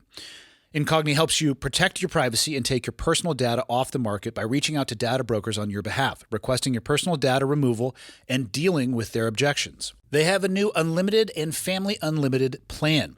It's going to give you an extra level of protection. They have a custom removal feature in the unlimited plan and family unlimited plan, and you can point to any people, search site, or other website where your personal information is visible, and one of their privacy agents will take care of the rest for you. Go to incogni.com/clearedhot and use the code clearedhot to get an exclusive offer of 60% off. That's incogni.com/clearedhot and use the code clearedhot, or just click the link below in the show notes to take your personal data off the market. Back to the show. It's hard. Yeah, so hard, dude. Yeah, so I got there and just to visit, and then very quickly I realized we need to get you into the doctor. She had some back pain that was making her not go to work, and she was one of those folks who never missed a day of work. Yeah, they just go. Yeah, and she had went to the acupuncturist, the chiropractor, but nobody could tell her what was going on, give her a little solution that would last for a week or so. And so finally, when I heard her breathing, I was an EMT trained. I'm not like a medical professional by any means, but I know when you're whistling out of your lungs, there's something wrong. You're not getting the oxygen. I know exactly what you're talking about. I'm struggling to describe that. I'm trying to think. Is it like air in a radiator coming off? That's not it. I know exactly what you're talking about. I just can't think of a great way to describe it. Yeah, I wish I could too. It's not like a balloon. It's like a wheezing. It is, exactly right, yeah. That high pitch just on exhale. Yeah. And she was hiding it. Make a long story short, I get her into the clinic, and within 4 weeks, she's dead. You know, it was that fast. They found the cancer in her lungs, softball size, throughout her whole body. And then the family comes up, you know, her family reunion, the support from the community of Seward. I mean, before that point, I had literally believed my whole life. I was probably 33 when that happened. I thought that you had to be a Navy SEAL or a doctor or a lawyer, a prosecuting attorney, a judge. You had to be someone of great notoriety to make a big difference in this world. But when my mother started dying from cancer, this simple grocery store clerk had waves of people come and visit her, give her support, make photo albums for her, give us thousands of donations to help with the family and food. And the people telling the stories during the sickness and afterwards of the impact that her kindness every day in the store, her time and attention, looking at people in the face and asking them how they're doing, and then listening. It changed so many people's lives, man. And I don't know if it's going to last forever. I mean, maybe they've already forgotten. I don't know. But the first part of the story was going through that with my mother and being there with her, thankfully, as a sober man at that time. And then dealing with my brother, you know, who wasn't sober at the time. And he's in and out of the picture. And he's going through stuff at home and leads to divorce and these things, you know, family, dude. For some reason, maybe it's because family is very important to me, or I always wanted that full house family. A lot of my writing goes back to family, man. And sometimes it hurts feelings, no doubt about it. But the second part is it was before that. I think it kind of goes back and forth. I can't remember. But in 2013, maybe it was 14, I think it was 13, after I'd bought the property, I bought the property in Happy Valley, Alaska with my brother. It was $80,000, 20 acres, unfinished cabin, off-grid, no electricity, well and septic. We're rich, wealthy, should I say. And we plan on moving out there May 1st. Me, my brother, my brother's girlfriend / child's mother at the time. We're all going to do this together. They're going to live in the house. I'm going to build a cabin or learn how to build. I probably would have built like a shitty dog house at that time. Would have been amazing. I didn't know anything about building then. And I'm still very much a beginner. But either way, my technical and mechanical construction skills were basically none, dude, at that time. I just went out there. I had gone to college for sustainable agriculture. I did a 1-year course working on a farm, and then I worked on another farm in Olympia, Washington, and I wanted to go home and buy land to farm. I thought it would really provide me the purpose and peace that I needed, space to write in the summer, to have a connection with my God and have my spiritual practice, which is very important to me for my mental health. And like all great plans, it didn't quite work out like that. You know, I mean, within 1 week of arriving there, my brother's girlfriend said that she wasn't going to come out, that she was going to stay in Seward with her parents, and my nephew was going to stay there with her.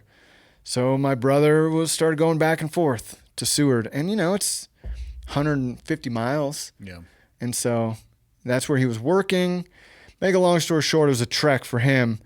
Ended up trickling out, coming back.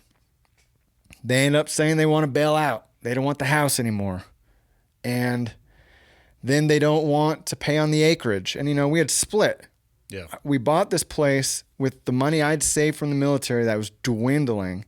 That was the down payment. It was for sale by owner. And then at that time I had, I can't remember, maybe it was $750 a month disability. Yep. So I wanted to be in a place where my disability would pay the mortgage. The mortgage was $540.17. And so if I split that $260, I knew that I could still feed my addictions, because at the time I was smoking pot all day and drinking occasionally, smoking tobacco and food. I had to buy it. And at that time, I quit smoking pot before it was legal. Quickly afterwards, it became legal. And I'm like, what the hell? Now Criminal. I could. So either way, it didn't work out. The property didn't work out. A rift formed between my brother and I. He ended up basically accusing me of trying to steal his girlfriend, and then bailed out on the property altogether. And I took over the property, this dream of the family farm where he could have his kids and family, and I could build a little house for my family, which I wanted. I didn't have at the time. I was pretty shattered, dude. I ain't gonna lie. And I kind of holed away out there, just grinding. I didn't have much money. And I quickly spent all that on pot or cigarettes or whatever. And I had no tools other than hand tools. I mean, when I got there, I didn't even know what caulking was. No. You say the word caulk, I think you're pervert. Yeah. No, it actually meant, AULK, not OCK, but exactly. And so I didn't know what the hell I was doing, all across the board. Now I'm running generators, having to be a small-time mechanic, small engine. I've got a vehicle that's having problems. I'm not a mechanic. I've got a house that needs finished. I need heat, and then I'm trying to work a farm, which, I've worked for people who work on a farm, but not the same thing. No, man. So I grinded. I just worked and worked outside. The only thing I knew how to do at that time was labor, and labor hard. And so that's what I did, trying to escape the thoughts, escape the anger towards my brother, the shame towards my mother, who's now in this dating phase. From one week a cop to the next week this huge black dude that nobody wants around because he's doing bad stuff. And it's like, so I just hold away out there, working and working. And, I believe that isolation, man, there's a difference between seclusion, introspection, time for meditation, and then just isolating. And a guy like me, isolation isn't good. And so I went down that suicide route, man, and there was at one point I had adopted a dog. There's my brother's dog. He adopted her, a St. Bernard, great dog, but she was about to be put down because she was kept on a short runner at a friend's house, and she had tried to bite a couple people. Supposedly her mom was put down because she was hyper aggressive, and they were kind of the belief system that it's passed down. And I'm not a dog expert, but they were about to put her down. My brother adopted the dog. He's walking the dog on the beach. He's like, this is the dog we're going to bring out there. He's got this tight chain on her. And I learned a lesson that day not to lean down when I'm petting a new dog. They'll bite at you. Dude, tried to bite my face, man. There's big jaws on the St. Bernard. And, I back up. I'm like, this is the dog we're adopting? What the hell? Well, about a week and a half later, 2 weeks later, that dog was mine because my brother wasn't taking it. And so we had that riff. She trying to dominate me. I'm not a dog expert, and I know things that I did with that dog probably aren't what Cesar Millan would say. I wasn't the soft-handed guy with that dog. Yeah. I thought that dog was going to try to kill me, try to corner me. I punched that dog in the face as hard as I could, dude. I mean, it was, and it's not very hard. I'm not a very strong guy, but we ended up finding out who was boss. And I only had to do it one time. Another time I swung a shovel at her head, dude, and I stopped like inches away. I was so mad. She's trying to bite my neighbor, dude. It's like, and from that point on, we started having just a great relationship of me being in charge. Yeah. She lessened the aggression towards me. And, she kind of lived a great life away from a lot of people. She started warming up. Make a long story short, I spiraled. the alcohol, the pot, which works as a depressant for me. Yeah, for many people. Yeah. Getting deeper in debt. You know, I thought I could make it with my disability and not a job. I thought by that point I was going to be like a New York Times bestselling author, but I hadn't even shared my writing with anyone. I thought this newspaper job I was doing a column for out of Seward was going to pay me enough to keep doing what I was doing. And I was all wrong. You know, I didn't have good planning. I'm not going to lie. And it all spiraled down, you know, too deep in debt for my credit to even get any more money. You know, I was like $12,000 in debt with that thing. Mm-hmm. And the only thought that I had of escaping was killing myself, dude. And so I took my 30-06, bolt action, locked one in, went and sat down at the base of a spruce tree where now I have a hammock hung. And I just sat there feeling sorry for myself, dude. You know, nobody cares, doing the whole pity cycle, man. Many of us. What were you going to go with? You going to use a toe to pull the trigger? I was thinking just the thumb. Could you reach it? I could. All right. I could, yeah. And it's a complicated issue when you talk long rifles. Yeah, yeah. Not to make light of suicide, but my head immediately went to logistics on that. Yeah. And, you know, I'm sitting there and I'm going down this route of just negative thinking, man. Not seeing any light, no gratitude, no options, feeling trapped. I don't know about you, man, but when I start feeling trapped, it's not a good place. It's not a good place for anybody. Exactly, dude. And so I'm sitting there and, you know, who knows if I was actually going to do anything. I'm not going to say brave enough. I don't know what the words are, but I probably couldn't do it. But I was telling myself I was going to. And right when I was thinking I was going to pull the trigger, my thumb was on there and off the safety, that dog started whining, dude. And she was right around the tree. She started crying for me. And I stopped and I looked at her and I'm like, you know, I'm mean. At that point, I was mean. I'm like, what the fuck do you want? Like, I can't provide anything for you. You know, you don't need me. You'll be better off with someone else taking care of you. Go to the neighbors. I mean, anything I could do to push the dog away. Like I've pushed so many people away my whole life. And that dog crept around that tree and kept crying, man, and just staring at me, dude, with them brown doe eyes. And I realized, well, maybe I convinced myself, or she convinced me, that she needed me to feed her, that she needed me to take care of her, that she wanted to love me, and she needed me to love her. And so, man, I put the rifle down and I just cried. And she came over, she put her head on my lap, and I sat there for, I don't know how long, man. I'd like to say like 4 hours. Maybe it was 5 seconds. I don't know, you know. But I just cried, dude.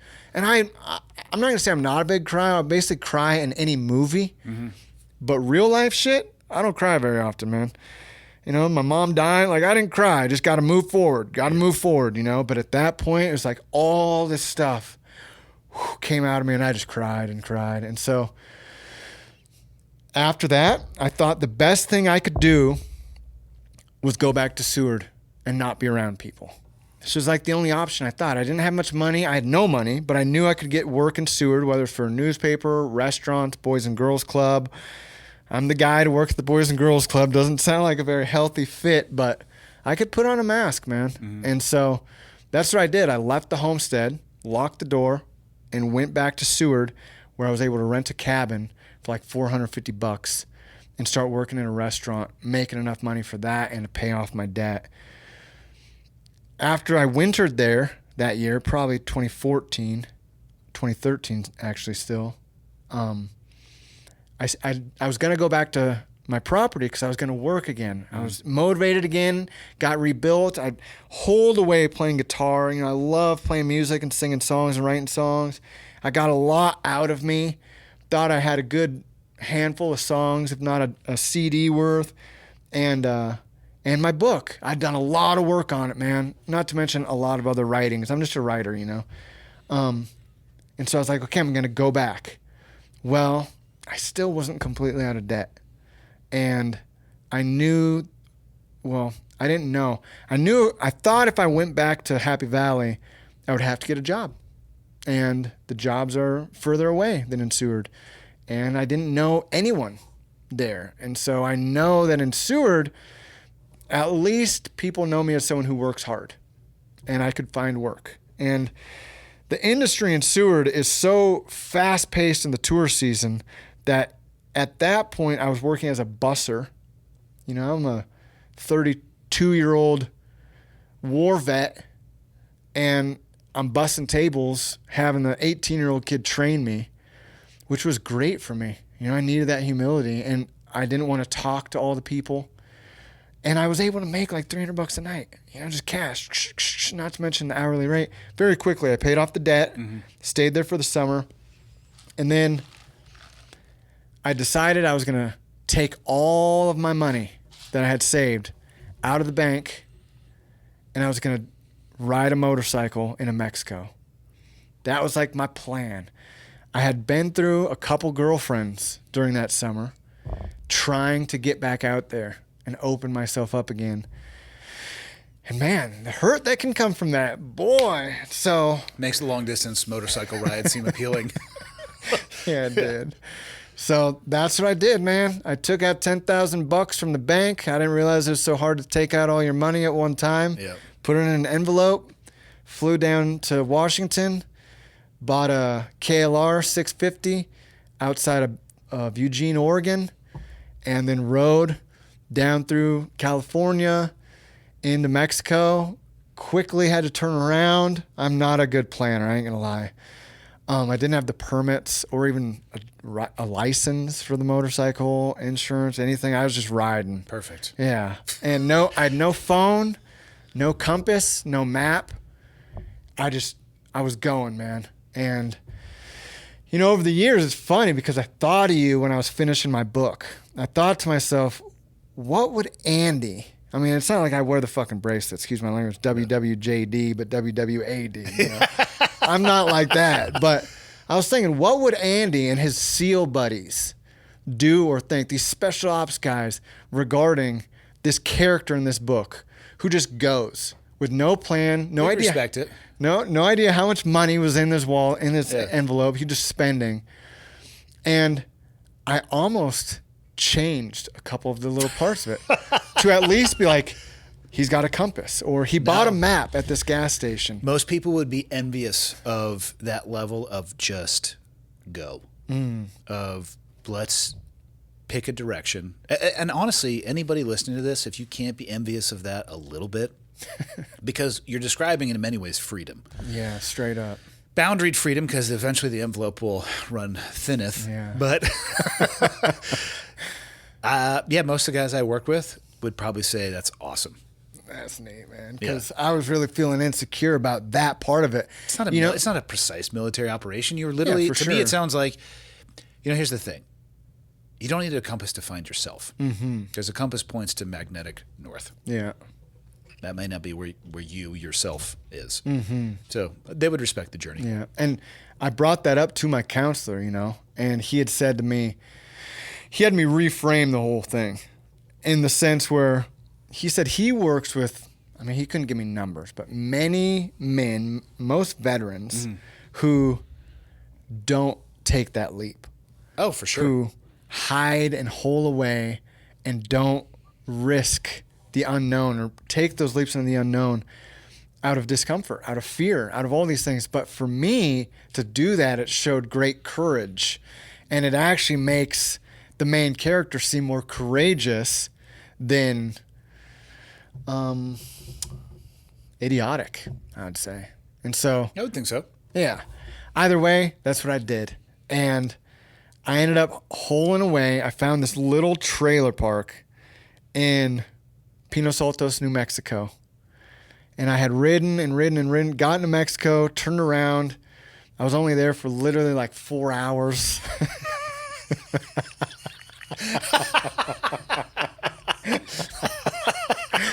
But I made it to Mexico, and I got turned around, and I was like at the border. I'm thinking, where am I going to go? Okay, well, I heard some really great things about this Silver City, New Mexico. So I'll just ride up to there. And I'm riding there. And of course, it was one of two times my headlight went out, and it was dark.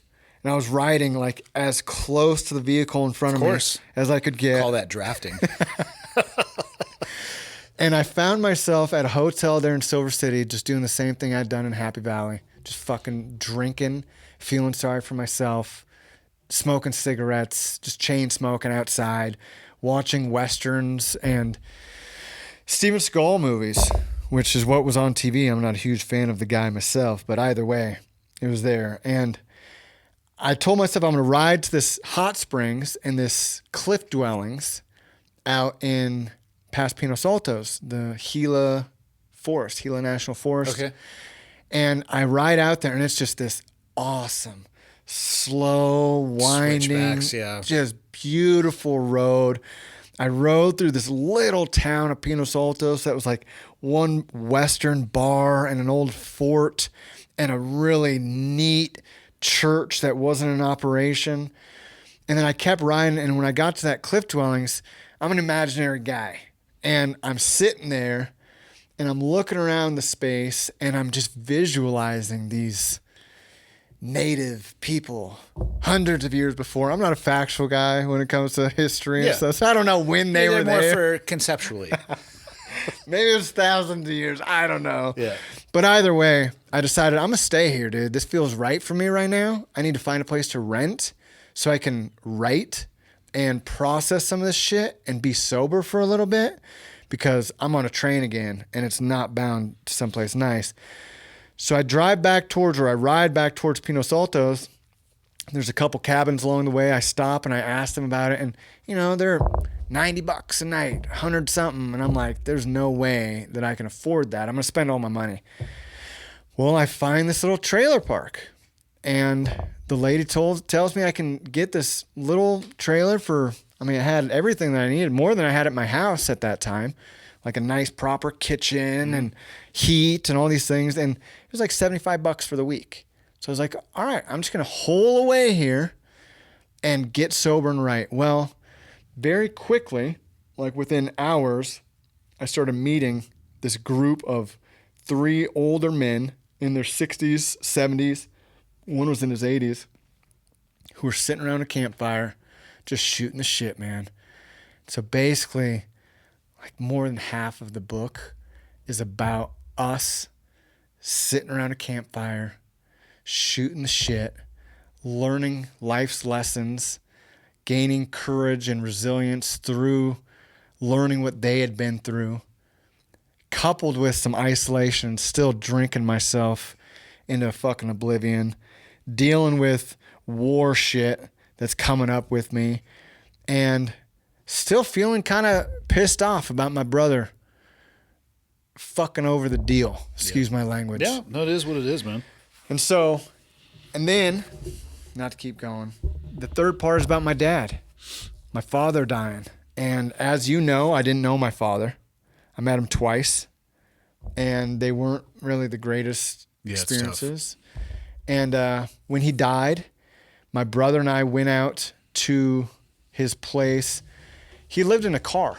He was living in a car out in the middle of the woods in Oregon for years and years. And so we went to my uncle's place in Idaho and went through his vehicle with all of his belongings. And then that part of the book is basically me processing fucking growing up without a dad, dude. Always wondering what it would be like to have a dad. Always wanting to be more like these other guys, but using no dad as an excuse, or fucked up dads, And so going through that process in the book. So there's a lot of grief, I think, in the book. And then the fourth part is on the property with my family. And so it ends, I believe, with hope, with peace, with I've got kids out there now, 2 of them at the time of the writing, a beautiful wife. We've done so much work to the land. I've gained the skills I always wanted, which is part of why I bought the place, both mechanical, carpenterial, if that's a word, a lot of janitorial. I don't know if it is, but I like that word. Thanks. Carpeterial. Hey. I'll use that later today out of context. And so, yeah, that's where it ends, is back on the property, doing what I sought out to do. And you know, this book, my theory, to go back to the theory, is, and I hate to keep bringing up my counselor, but man, I think it's such a hot issue that needs to be talked about, is counseling, dude. I don't ever shut up about it either. And I actually, at this point, if you listen to the show, I'll say it. I know people are tired of hearing about this, but I'm not stopping. Yeah. I refuse to. Dude, it has too much impact, man. Me too. I've had the same one now for 6 years. That's the key, is finding somebody you connect with. No doubt about it. And dude. I'm so tired of this bullshit.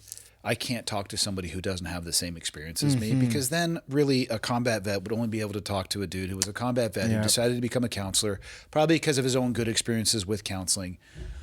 That is, although an enticing excuse, it is an excuse. You can 100% connect with people that don't share the same experiences. Don't put objections in front of yourself. The world will put up enough objections for you. You don't need to place them in front of you. Yeah. Yeah, I mean, I had one great counselor that really broke some of the boundaries and rules. I mean, when I was living by myself in Happy Valley. We're talking hand jobs or? No, not that far. But turkey dinners, you know, delivering turkey meals to my house. One may lead to the other, sir.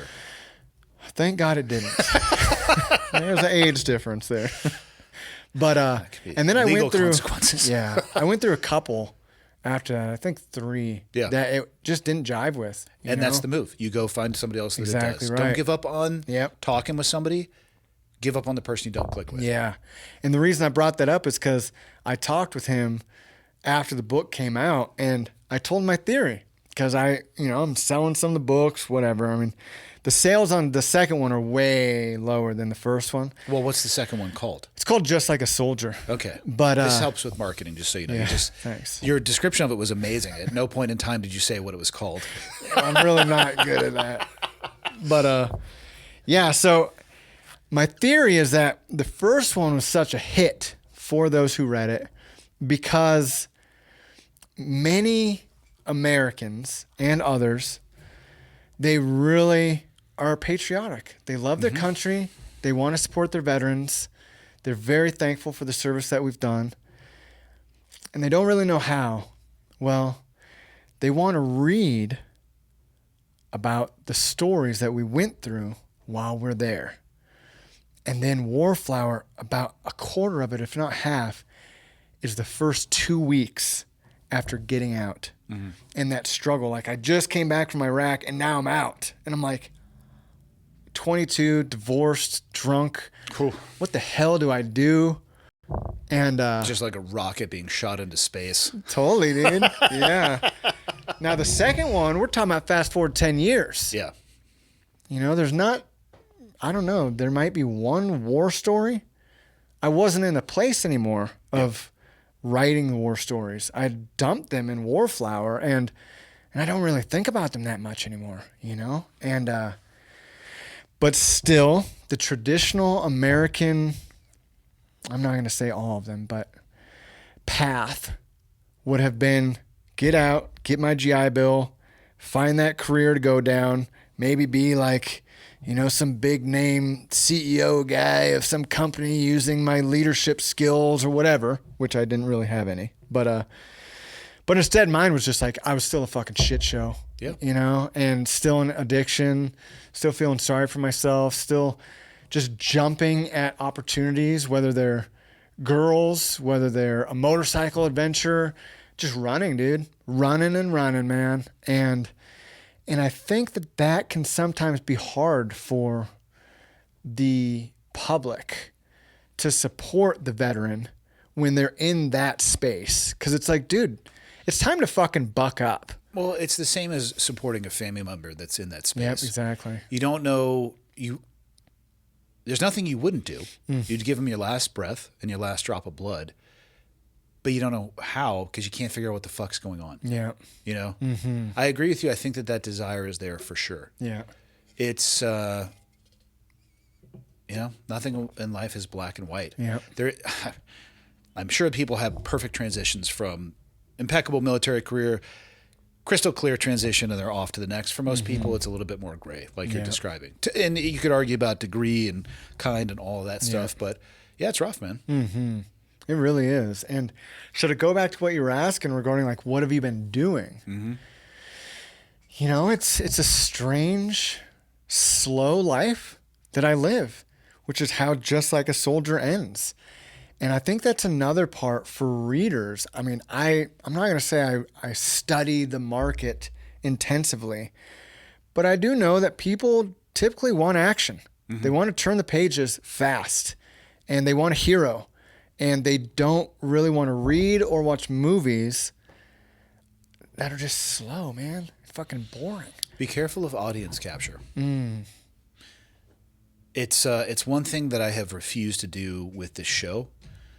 If people ask me for my opinion, I will give it to them. They can agree with the opinion, they can disagree with the opinion, but I don't make content based off of what people are demanding.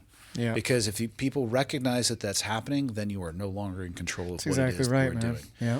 So write whatever you want. Man, I am.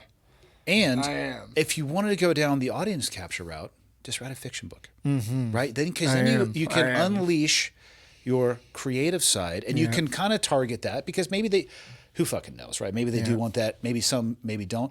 But then, without losing your authenticity, you could pursue that path a little bit. Exactly. But if it's going to be true to you, be wary of audience capture. It's a real thing. You see it happen to people, and all of a sudden you're like, whoa. Who's that guy? Where'd he go? Yep. And I mean, that's exactly where I went with the second book, and thinking about that of like, okay, I finished this thing, and then I have to start thinking, what's the audience? Who's going to read it? Why are they going to read it? And I kept thinking, I talked to my counselor about it, talked to my wife about it. I don't have many friends where I live, and I don't have many as it is. You know, I like to keep my circle small, but I bounced the idea off of them. Do I need to add more war stories? And the truth of the matter is, the reason I thought about adding more war stories was just to please an audience.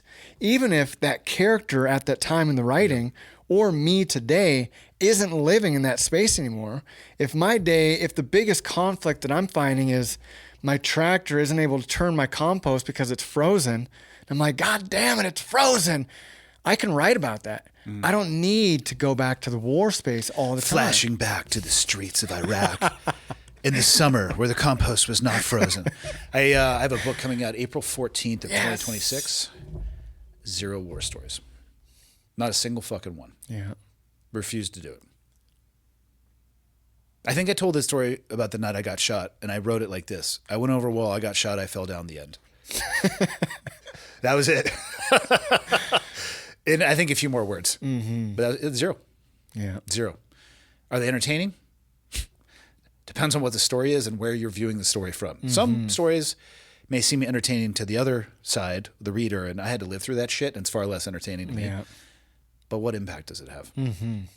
So, and the publisher was happy with it. Dude, I've been dying to hear about your book and your writing journey. Like, what does it look like? What's your writing life like? Sporadic. Yeah. It begins with sitting down in front of the laptop. You write on a laptop. I do. What are you going with, a quill and handmade fucking paper? Ink on my pen or on walls? I would write when I felt like I was able to, and I would not when I didn't. And I finished it early. I did probably 1,000 words to 1,500 when I felt like it. Sometimes I would crank out 10,000 in a day. I would go back. The way I write is I kind of vomit it out, and then I'll go back and I carve it away. Yeah. And it's funny, you know, you write a page at a time, and the next thing, I think the book's 280 pages, something like that. Yeah. What's it called? Drown Proof. Drown Proof. All right. I'll show you the cover art. You're not allowed, you'll be the first person to see this. You're not allowed to show this to anybody. And who are you publishing through? St. Martin's Press. Good for you, man. You made it, bro. Woo! This guy made it. I don't know about that. I won't let them see this.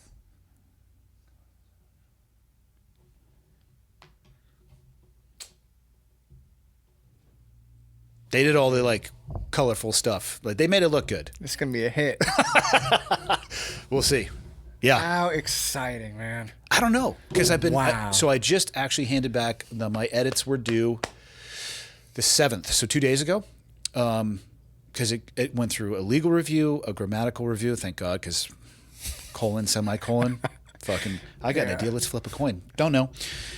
So grammatical, and then some content, very light content recommendations. Thank God somebody learned in the English language went through for the writing portion. Yeah. So that is back in. I needed to upscale some of the pictures that I put in. They're all going to be black and white just through the book without. I guess there's two choices. You can do like the color section in the middle. You see it very commonly. And I went with just black and white pictures kind of throughout. And yeah, I think I'm done. Wow. Yeah. I think there will be an audiobook, and I think I have the first right of refusal to read it, but I'll cross that bridge when we're like 11 months away. Yeah. So we'll see. Maybe it'll be good. Maybe it'll suck the most massive dong anybody's ever seen. Yeah, but how do you feel? I think you know if yourself feels good. Is it good? I looked at it so many times and edited it that I feel like if I kept going, I would have changed it back to what it was originally was and not even recognized it. So there was a point where I had to say, this is yours now. And I kind of struggled to remember what's in there. Yeah, I feel the same way with my writing, man. Yeah. But literally, I looked at it so many times. Is it the? Is it the? Is it then? Like, fuck. Are you using these? To he. Yeah, I'm not an English major. I've barely graduated high school, and that's a limit. But it was cool. Yeah. I don't know if I have another one in me. I think it'll probably depend. Actually, it wouldn't depend on the success of that book because I don't know what makes a book successful. It's the same question that I asked you is true of me. If I wouldn't trade a dollar figure of any amount on a check for having an impact in somebody's life. So commercial success for me would look like that. Yeah. We'll see how it goes. It's in their hands at this point.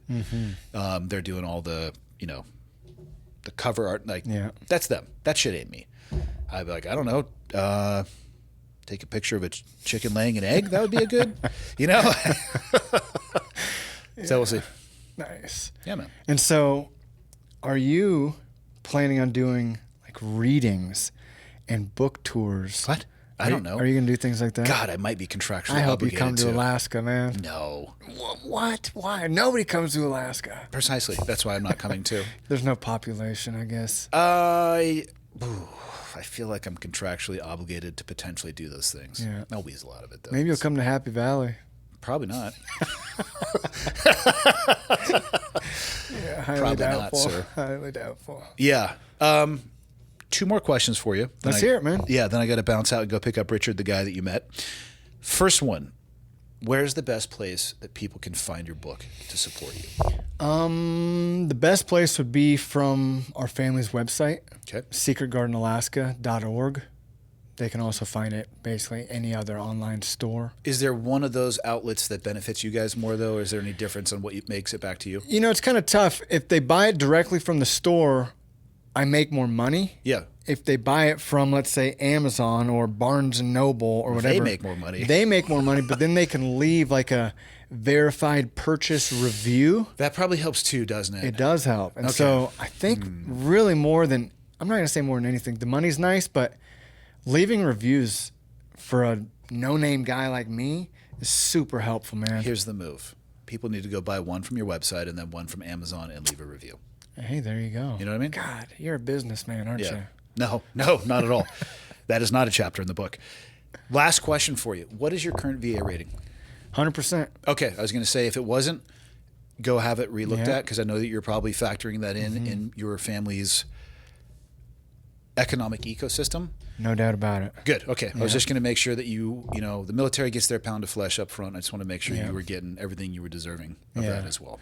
Thanks, man. I'm glad you brought that up because that was something I really wanted to just mention was how many men and women I've met in the past 3 years when I started working with that organization who were getting zero. I mean, guys. Some of that is their own doing. Oh, no doubt. It was their own doing. I hosted a podcast yesterday with a guy. He is starting a company or has started a company called Vetavise. It is an AI-powered software / tool to help people navigate through the process. And he was going through some of the stats. 19 million veterans. If you do active duty and guard, there's 2.4 million people currently serving, combining those two, which is 0.83 or 84% of the U.S. population, fraction. 19 million vets. Only 6 million of those vets are actively interfaced with the VA. Wow. That is 13 million people who they're off in the wind. Those are big numbers, man. They are big numbers. Yeah. People would say they're small in comparison to the overall population side, which I would agree with. But that's a lot of people out there in the wind. And yes, it can be harder if you've been detached from it and not interfaced for a long time. But I was asking these questions to him. There's solvable problems. There's ways that you can get your pound of flesh back, is my point in saying that. Because the Gov gets it. They say, sign on this dotted line and your ass be mine. And you're like, okay. So many people I know, to include myself, didn't pursue vocational programs, educational programs, mental health counseling, which wasn't as big of a thing when I started, but it was on-ramping as I left. Just get your pound too. Or for your family. There's educational benefits for your feeling kids. Freaking bad and guilty like you're a government handout.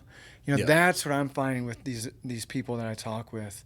They don't really want common. to be. I served in peacetime. I don't want to take something from somebody who served in war. That is an objection again that you are putting in front of yourself. Life's hard enough. Don't do that shit. Andy, thank you so much, man. Yeah, for when are you having coming me back on here? Well, you know, like I said, I was driving around looking at real estate and realized that it's probably never going to happen. What are you talking about? Pay $300,000 for an acre. It's the same price as in Alaska. But I'd sure like to come back some point, man. The kids, they need to get back here, and I want to hit the mountain again. And well, let's do this. The next time you come out, let me fly you guys out. You save your money for your homestead, and let me fly you out. That's very nice of you. Yeah. Thanks, man.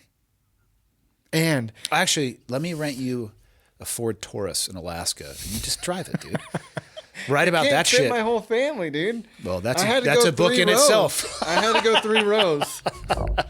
No, man, we'll get you back out here. Thanks, man. Yeah, that was awesome. Thanks for making the trip. What you're doing is really inspiring, and it's helping folks like me and so many others. You know, I know not to keep going on and tooting the horn, but a lot of guys, I don't know the numbers, man, but a lot of guys are raised without healthy father figures. And you're by no means like a father figure to me. We're like the same age, man. I mean, I'm like 7 years older than you, but I get what you're saying.